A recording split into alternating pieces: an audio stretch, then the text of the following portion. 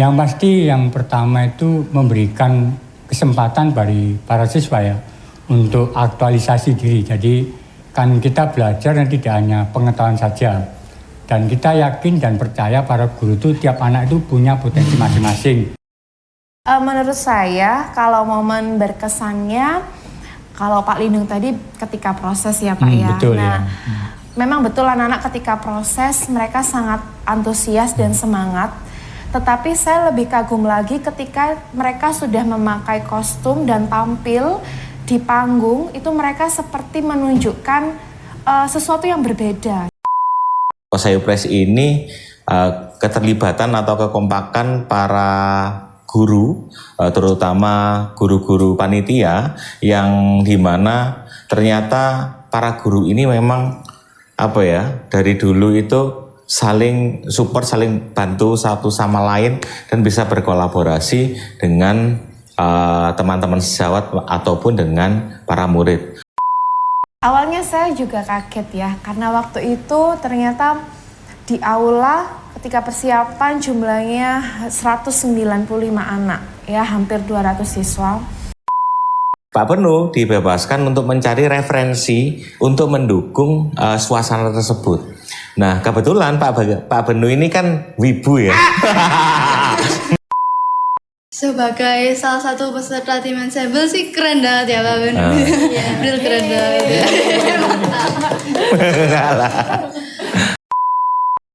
Suguhan kita itu sangat diapresiasi. Ya, jadi bukan karena di hadapan anak-anak enggak, tapi ini adalah suara dari luar. Jadi selalu ada komentar begini, oh SMPK COSAYU itu selalu beda.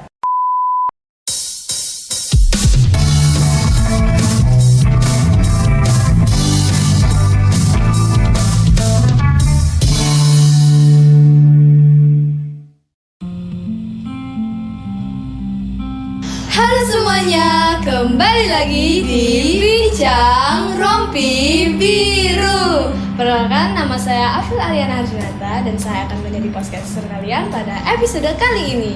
Dan perkenalkan, nama saya Stefani Sutanto sebagai podcaster yang akan menemani April. Nah, Stefani, kira-kira pada episode kali ini kita mau membahas tentang apa ya? Nah, April, jadi baru-baru ini SMPK COSAYU 1 mengadakan acara yang mewah dan spektakuler loh. Wah, nama acaranya apa ya kira-kira, Stefani? Nah, nama acaranya adalah COSAYU-PRES. Teman-teman pasti sudah penasaran nih, kedengarannya kayak acaranya asik banget ya. Nah, April, di episode kali ini kami juga mengundang 3 narasumber spesial. Mereka berperan penting bagi pelaksanaan acara COSAYU-PRES. Wah, Stefani, aku nih penasaran banget nih sama narasumber kita. Kalau begitu, tanpa berlama-lama, bagi narasumber silakan untuk memperkenalkan dirinya masing-masing. Bisa dimulai dari Pak Lindung. Halo, selamat sore. Saya Lindung Rabiawan di COSAYU-PRES berperan sebagai penulis skenario. Berikutnya Budia. Halo, selamat siang.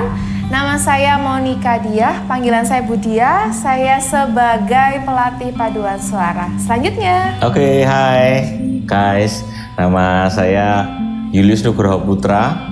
Bisa dipanggil Pak Benu. Saya guru seni budaya di SMPK Kolose Santo Yusuf 1. Saya di COSAYU-PRES bagian dari kebagian di ketua pelaksana dan juga pelatih ensemble seperti itu. Terima kasih. Wah, gurunya kece-kece semua ya Kak Stefani. Pasti dong, April. Nah, gimana kalau setelah memperkenalkan guru narasumber kedua, gimana kalau kita langsung aja masuk ke pertanyaan-pertanyaan nih? Semua pasti penasaran. Nah, jadi saya ini paling penasaran ya, kenapa acara COSAYU-PRES ini dilakukan? Pak Lindung kan bagian pembuat naskahnya ya Pak. Apakah ada tujuan utama dari dari acara COSAYU-PRES Pak? Yang pasti yang pertama itu memberikan kesempatan bagi para siswa ya untuk aktualisasi diri. Jadi kan kita belajar dan tidak hanya pengetahuan saja. Dan kita yakin dan percaya para guru itu tiap anak itu punya potensi masing-masing. Ada yang di bidang musik, tari ya. Nah itulah yang nanti disatukan di dalam sebuah pertunjukan di COSAYU-PRES. Jadi itu adalah media bagi mereka untuk menunjukkan potensinya gitu. Wah, tujuannya sangat bermanfaat sekali ya, Fril. Iya. Apalagi manfaatnya itu bagi murid-murid Kosayu satunya sendiri. Salah satu manfaat yang pasti kita terima itu adalah mendapatkan momen berkesan. Oh iya, aku sih momen berkesannya itu pas drama ya, Stefani. Aku paling suka pas drama, soalnya dramanya itu kayak memikat hati gitu. Keren banget. Kalau aku tuh sukanya bagian akhir, Fril, karena kita tuh bisa kayak nari-nari bareng, nyanyi bareng gitu. Asik juga itu. Ya. Nah, tapi aku penasaran nih, Fril, bagaimana mendapat Bapak Ibu Guru? Apakah Bapak Ibu Guru juga bisa menceritakan momen berkesannya? Silakan dimulai dari Pak Lindo. Ya, yang pasti saya sangat berkesan pada waktu melihat kesungguhan dari anak-anak, yang dari anak-anak menyiapkan sedemikian rupa ya dengan sepenuh hati. Saya kira itu adalah sarana belajar yang tidak hanya didapat di dalam pelajaran. Jadi mereka kalau kita amati mereka dengan totalitas menyediakan waktu, itu saya kira hal yang luar biasa. Itu kalau dari saya. Untuk Budia boleh disampaikan momen berkesannya? Oke, baik. Menurut saya kalau momen berkesannya, kalau Pak Lindung tadi ketika proses ya Pak ya. Betul, nah, ya. Memang betul anak-anak ketika proses mereka sangat antusias dan semangat. Tetapi saya lebih kagum lagi ketika mereka sudah memakai kostum dan tampil di panggung, itu mereka seperti menunjukkan sesuatu yang berbeda. Jadi ketika latihan itu misalnya mereka masih 90, masih 80%, ketika tampil itu mereka menunjukkan kesungguhannya. Jadi mereka seperti tidak malu-malu lagi, sudah percaya diri dan akhirnya tampilan itu menjadi sempurna. Begitu. Boleh dilanjutkan oleh Pak Benu? Oke, kalau dari Pak Benu, kebetulan Pak Benu merangkap ketua pelaksana. Hal yang paling berkesan dari menjadi ketua pelaksananya di Kosayu Press ini, keterlibatan atau kekompakan para guru, terutama guru-guru panitia, yang dimana ternyata para guru ini memang dari dulu itu saling support, saling bantu satu sama lain dan bisa berkolaborasi dengan teman-teman sejawat ataupun dengan para murid. Lalu untuk pengalaman berkesan sebagai pelatih ensemble, sama seperti di yang lalu-lalu ketika Kosayu Press 2 tahun yang lalu, pengalaman paling berharga pada proses mereka belajar dari mulai mereka tidak mengenal sebuah lagu, akhirnya dia mengenal, bahkan sampai pengalaman berkesannya ada beberapa anak yang tanya ke Pak Benu, Kosayu Press lagi kapan Pak? Kosayu Press lagi kapan Pak? Aku mau daftar jadi ensemble lagi, gitu sih. Wah, ternyata nggak cuma siswa-siswinya ya yang punya momen berkenang, ternyata gurunya juga ada. Iya, momennya apalagi keren-keren banget ya, Fril. Iya, nah saya juga melihat nih di acara Kosayu Press itu ada berbagai macam hal yang dilakukan. Nah, Pak Benu kan sebagai ketua pelaksana ensemble, Budia sebagai pengatur paduan suara, dan untuk Pak Lindung sebagai pembuat naskah acara dan drama ya Pak. Nah, itu cara ketiga hal tersebut menyampaikan pesan rohani itu bagaimana ya? Pak Lindung boleh? Ya, jadi mengapa ada muatan rohani? Pertama-tama terus terang Ibu Kepala Sekolah itu terkesan pada waktu melihat pertunjukan tablo pada waktu kegiatan KSYKM itu. Kemudian beliau menyampaikan kepada kami untuk kira-kira pada waktu Kosayu Press bisa nggak membuat pertunjukan rohani yang dikemas kolaborasi dari drama, tari, teater, dan sebagainya. Nah, dari pesan itulah kemudian saya mencari cerita yang pernah saya buat, yang kebetulan nilai muatannya itu sama. Jadi memberikan nilai-nilai saleh, mandiri, jujur, dan terpelajar di dalam cerita itu ya. Jadi cerita dari Tibet yang berjudul Raja dan Pangeran. Cuman bedanya kalau di cerita yang saya buat sebelumnya itu pangeran itu diberi pisau untuk menyembelih burung dara dan disembelih di tempat yang tidak bisa terlihat oleh siapapun. Itulah yang menunjukkan bahwa sesuatu itu pasti tidak bisa kita kerjakan tanpa diketahui Tuhan. Nah, dari situlah kemudian saya terjemahkan lewat adegan, lewat cerita, lewat plot dan lagu-lagu yang rohani dan juga sesuai dengan semangat nilai-nilai yang ingin dikembangkan di sekolah kita tercinta ini. Begitu Pak Benu ya? Ya. Benar. Menambah ya? Ya. Oke, menambahi dari Pak Lindung. Jadi mengapa sih ada unsur rohani? Jadi saya mengembalikan dari fungsi berkesenian, ada di pelajaran seni budaya kelas 7, 8, dan 9.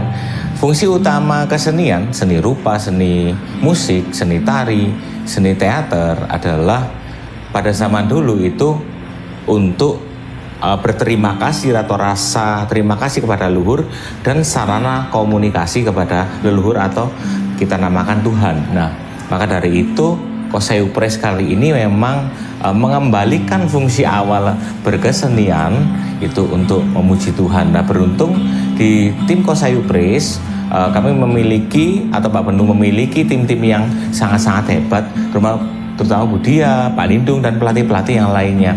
Bahkan Pak Lindung pada waktu itu lagu-lagu yang sempat dinyanyikan oleh anak-anak itu adalah karya dari Pak Lindung. Jadi lirik dari Pak Lindung yang berkolaborasi dengan Pak Aris untuk membuat sebuah lagu seperti itu sih. Jadi momen berkesenian ini dan momen kerohanian ini tampak sekali menyatu dan harmoni di acara Kosayupres tersebut. Wah, Fril, keren banget ya gimana caranya tuh kayak para guru berkolaborasi untuk menyatukan unsur rohani di dalam Kosayupres. Mungkin sekarang kita bisa lanjut ke bagian paduan suara. Budia, kan di paduan suara itu ada banyak sekali kelompoknya dan setiap kelompok menyanyikan lagu yang berbeda-beda. Bagaimana cara Budia untuk menentukan lagu yang akan dinyanyikan setiap kelompok? Baik, terima kasih Stefani. Awalnya saya juga kaget ya, karena waktu itu ternyata di aula ketika persiapan jumlahnya 195 anak, ya hampir 200 siswa. Kemudian saya percaya, awalnya saya harus percaya dulu kalau bisa melakukan ini semua. Tentunya tidak saya sendiri yang melakukan. Saya dibantu oleh Bu Ani. Jadi kebetulan paduan suara waktu itu saya bagi dulu kelompoknya menjadi 8 kelompok. Ya, 8 kelompok. Kemudian dibantu oleh Bu Ani untuk mengajar. Nah, saya juga dibantu oleh teman-teman kalian yang memang bakat minatnya di bidang tarik suara atau olah vokal. Budia waktu itu menjaring sekitar 20 siswa, kemudian saya sebar ke 8 kelompok itu. Jadi setiap kelompok ada 2-3 anak yang melatih. Mereka saya beri, jadi 20 siswa tadi saya beri partitur, saya kasih contoh suaranya juga, jadi mereka pelajari lebih dulu. Kemudian besoknya mereka yang melatih teman-temannya. Nah, saya juga ikut melatih tetapi bergantian. Mungkin tiap kelasnya 15 menit untuk saya cek bagaimana latihannya, prosesnya lancar atau tidak begitu. Kemudian untuk koreografernya itu juga dari kakak-kakak kelas kalian atau teman kalian sendiri. Mereka saling menyampaikan pendapat sih waktu itu. Jadi saya bersyukur sekali dibantu oleh teman-teman kalian, dibantu oleh Bu Ani juga. Dan anggota KUR juga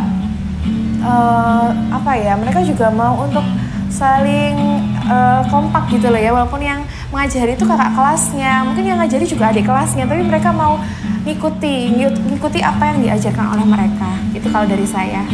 Wah, ternyata susah juga ya kalau mengajarin segitu banyak anaknya. Iya. Tapi Budia bisa melakukannya.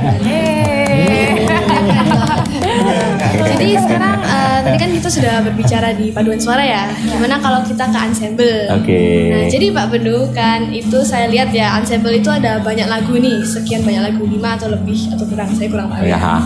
Nah, itu Pak Benu menyusun dan merancangnya itu supaya bisa mengikuti dan mengiringi drama dan juga paduan suara itu bagaimana ya Pak? Yang pertama yang saya lakukan itu satu, membaca naskah itu. Jadi pada waktu itu, pada rapat di pelatih, sesama pelatih ini, Pak Lindung membebaskan kami untuk merespon naskah tersebut. Jadi misalkan musik ini di adegan ini kelihatannya ini suasananya sedih. Nah, Pak Benu dibebaskan untuk mencari referensi untuk mendukung suasana tersebut. Nah, kebetulan Pak Benu ini kan wibu ya. Enggak ya.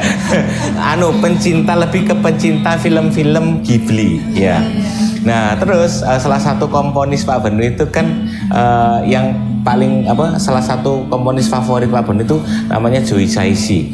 Joe Hisaishi itu yang membuat lagu-lagu atau soundtrack di film-film Ghibli itu.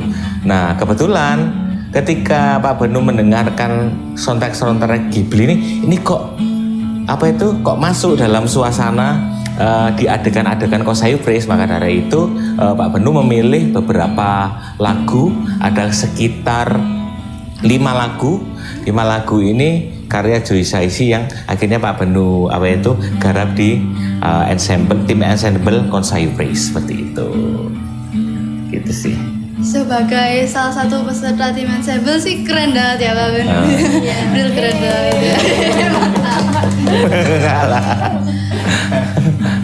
Sudah terlihat ya, ini acara Kosayu Praise ini sudah direncanakan dengan baik, bahkan sudah terlaksana dengan baik juga, Fril.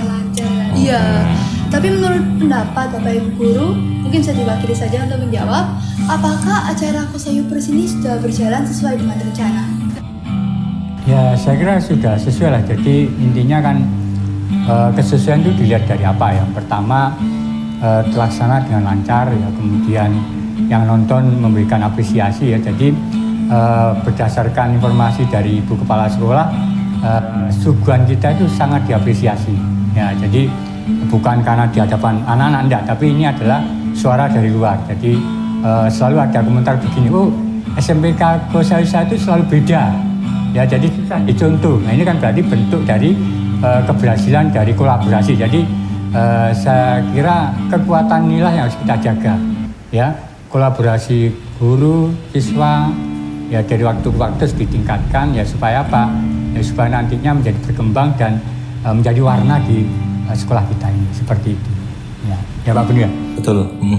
Lalu untuk menambahi Pak Lindung, jadi kesuksesan di acara Kosayu Praise ini itu tidak lepas dari itu tadi kekompakan para guru. Jadi ada pengalaman yang menarik ketika Pak Benu ini kan double job. Jadi satu ketua pelaksana yang harus mengontrol semuanya ini berjalan dengan baik. Yang satu adalah Pak Benu pelatih ensemble, yang dimana ensemble ini tidak boleh ditinggalkan istilahnya terlalu lama. Karena kasihan nanti anak-anak akan istilahnya kesulitan untuk berlatih. Maka dari itu saya dibantu banyak sekali, ada Pak Tata, terus ada Bu Berta, lalu ada tim-tim yang lain, Bapak Ibu guru yang lain itu berusaha untuk bagaimana caranya Kosayu Praise ini memang secara pelaksanaan itu bisa lancar seperti itu. Wah, ternyata asik juga ya buat para guru. Selain siswa kan sudah berasik-asik merayakan Kosayu Praise. Ternyata buat para gurunya sudah berjalan dengan lancar ya untuk Kosayu Praise. Nah, tadi kan kita sudah membahas paduan suara, ensemble. Nah, sekarang gimana kalau kita ke drama nih, Pak Lindung? Kalau saya lihat itu dramanya sangatlah meriah dan banyak makna tersembunyinya ya, Pak. Nah, buat Pak Lindung, apakah ada inspirasi tersendiri dari Pak Lindung dalam membuat naskah dramanya? Ya, jadi istilahnya mengapa saya membuat sajian dalam bentuk cerita dongeng atau fantasi ya, itu dengan tujuan supaya saya bebas mengembangkan imajinasi saya. Ya sebenarnya dalam semula itu saya sih inginnya membuat yang kekinian sesuai dengan kondisi anak-anak yang mungkin suka main game, kemudian dari situ bisa pindah ke tempat lain, tapi nanti akan kesulitan ditangkap yang anak-anak. Maka dari itu saya kemas dalam bentuk dongeng dengan tujuan kan fungsi dari dongeng itu memberikan edukasi, ya memberikan edukasi kepada pembaca, pendengar dan sebagainya. Nah kebetulan di sini kan ada muatan yang harus dikembangkan, yang harus dihidupi, dan kebetulan juga kan bersamaan dengan hari Natal. Itulah yang saya kawinkan dari ide, dari cerita Tibet itu, saya gabung dengan peristiwa kelahiran Tuhan Yesus itu saya gabungkan, saya jadikan satu. Yang paling dasar adalah dimanapun kita berada, Tuhan akan berikan kasih kepada kita. Nah, itulah dimanapun kita berada, Tuhan akan berikan sesuatu kepada kita ya.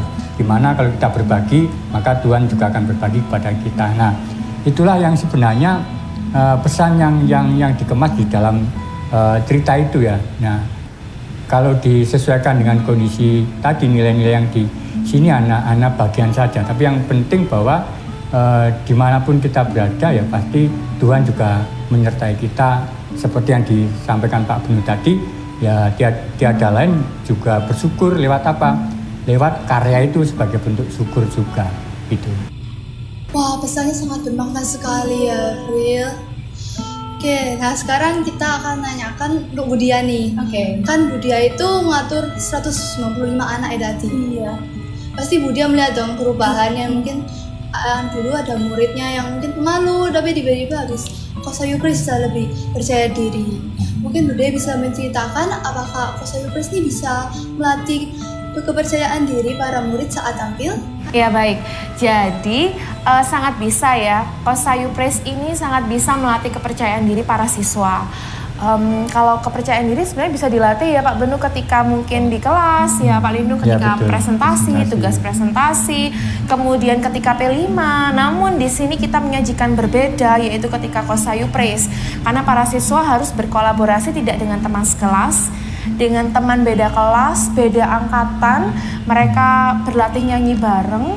Kemudian yang biasanya nyanyi tanpa gerak tapi harus pakai gerakan. Awalnya sih ada yang malu, tapi karena diarahkan, terus temennya gerak semua, dan akhirnya kompak. Akhirnya ya kemarin sajanya sangat memuaskan sih menurut saya.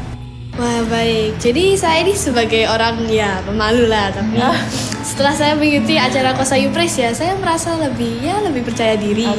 Karena saat Kosayupres itu saya sangat menyukai gimana semua dapat menyatu gitu pada suara, ensemble dan juga drama. Nah kan kalau saya lihat ya pada acara Kosayupres itu banyak tamu-tamunya, siswa-siswi, orang tua, romo dan lain-lainnya. Nah apakah sudah mencapai harapan bagi para murid dan siswa dan juga guru-guru dalam melaksanakan Kosayupres? Apakah udah mencapai harapannya? Ketua panitia yang cocok ini. Kalau Jawabannya. dari kami sangat di luar ekspektasi ya.